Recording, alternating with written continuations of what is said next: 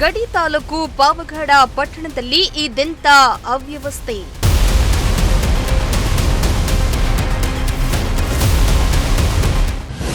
ನೀರಿಲ್ಲದೆ ಸಾರ್ವಜನಿಕ ಶೌಚಾಲಯಗಳಿಗೆ ಬಿತ್ತು ಬೀಗ.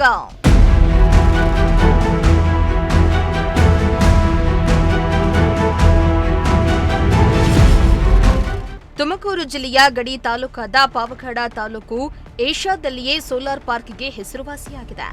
ಆದರೆ ಪಾವಗಡ ಪಟ್ಟಣದಲ್ಲಿ ಅವ್ಯವಸ್ಥೆ ತಾಂಡವಾಡ್ತಾ ಇದ್ದು ಪ್ರಯಾಣಿಕರ ಗೋಳು ಹೇಳುತ್ತಿರದಾಗಿದೆ. ಪಾವಗಡ ಪಟ್ಟಣದ ಹೊಸ ಬಸ್ ನಿಲ್ದಾಣದ ಸಮೀಪ ಪುರಸಭೆ ವತಿಯಿಂದ ಲಕ್ಷಾಂತರ ರೂಪಾಯಿ ವೆಚ್ಚದಲ್ಲಿ ಸಾರ್ವಜನಿಕ ಶೌಚಾಲಯವನ್ನ ನಿರ್ಮಿಸಲಾಗಿದೆ. ಈ ಶೌಚಾಲಯದಿಂದ ಪ್ರಯಾಣಿಕರಿಗೆ ಸಾಕಷ್ಟು ಅನುಕೂಲ ಆಗ್ತಾ ಇತ್ತು. ಆದರೆ ಇದೀಗ ಗಡಿ ತಾಲೂಕಿನಲ್ಲಿ ನೀರಿನ ಕೊರತೆ ಹೆಚ್ಚಾಗಿದ್ದು ಸಾರ್ವಜನಿಕ ಶೌಚಾಲಯಗಳಿಗೆ ಬೀಗ ಹಾಕಲಾಗಿದೆ.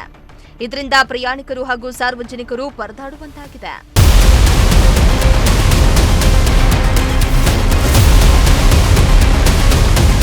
ಇನ್ನು ಪಾವಗಡ ಪಟ್ಟಣದ ಹೊಸ ಬಸ್ ನಿಲ್ದಾಣ ಪ್ರದೇಶವು ಖಾಸಗಿ ಮತ್ತು ಸರ್ಕಾರಿ ಸಾರಿಗೆ ಬಸ್ಗಳ ಸಂಚಾರ ಕೇಂದ್ರವಾಗಿದ್ದು ಹೂವಿನ ಮಾರುಕಟ್ಟೆ, ಆಟೋ ನಿಲ್ದಾಣ, ಕಾರು ನಿಲ್ದಾಣ ಸೇರಿದಂತೆ ವಿವಿಧ ವ್ಯಾಪಾರ ಚಟುವಟಿಕೆಗಳ ಕೇಂದ್ರವಾಗಿ ಬೆಳೀತಾ ಇದೆ.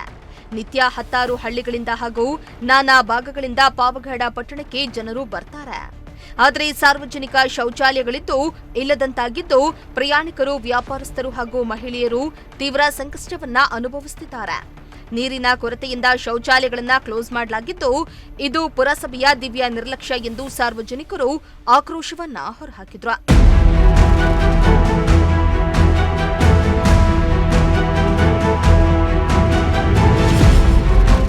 ಇನ್ನು ಈ ಭಾಗದಲ್ಲಿ ಶೌಚಾಲಯ ಮಾತ್ರವಲ್ಲದೆ ಸಮರ್ಪಕ ಕುಡಿಯುವ ನೀರು, ವಿದ್ಯುತ್ ಸಂಪರ್ಕ ಹಾಗೂ ಮಹಿಳೆಯರ ಸುರಕ್ಷತೆಗೆ ಅಗತ್ಯ ಕ್ರಮಗಳ ಜೊತೆಗೆ ಮೂಲಭೂತ ಸೌಕರ್ಯಗಳನ್ನು ಒದಗಿಸಬೇಕೆಂದು ಸಾರ್ವಜನಿಕರು ಆಗ್ರಹಿಸುತ್ತಿದ್ದಾರೆ. ಕೂಡಲೇ ಸಂಬಂಧಪಟ್ಟ ಅಧಿಕಾರಿಗಳು ತಕ್ಷಣವೇ ಶೌಚಾಲಯಕ್ಕೆ ನೀರಿನ ವ್ಯವಸ್ಥೆಯನ್ನ ಕಲ್ಪಿಸಿ ಸಾರ್ವಜನಿಕ ಬಳಕೆಗೆ ಮುಕ್ತಿಗೊಳಿಸಬೇಕೆಂದು ಸಾರ್ವಜನಿಕರು ಆಗ್ರಹಿಸುತ್ತಿದ್ದಾರೆ.